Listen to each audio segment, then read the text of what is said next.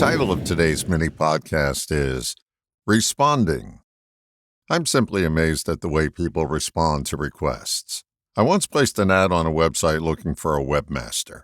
The ad was short, to the point, and listed 4 specific needs I had. I got 10 responses, only one of which addressed my needs. Guess who I called? The content of the other 9 was strikingly similar.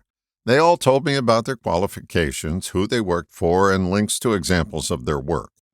They were so busy telling me how qualified they were, they forgot to address my needs. Now, this isn't an isolated example. When I was in the broadcasting business, I interviewed lots of people for positions.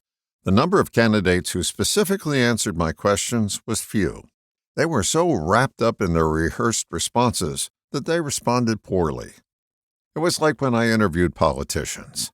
Their answers were so vague that I sometimes had to be rude to get a specific answer. Here's a tip. If you're going for a job interview, answer the question that's asked. It'll give you a leg up on 90% of the other applicants.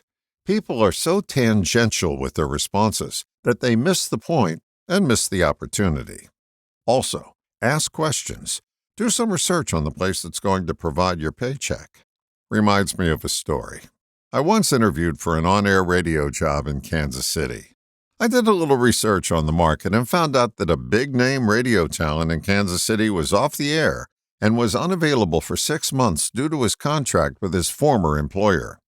During my interview, the general manager and the program director asked me many questions, and I responded to the best of my ability. Then I asked them a question.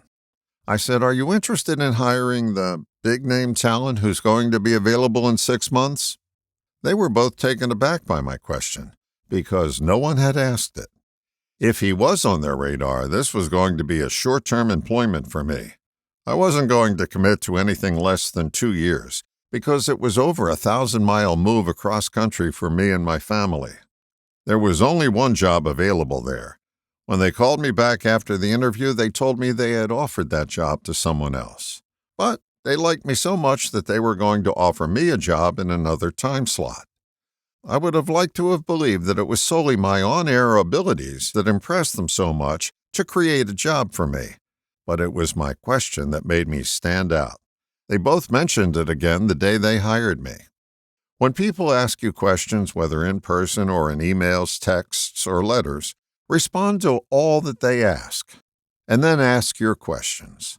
By doing so, you show interest, and who knows, you may open a door or two for yourself along the way. All the best, John.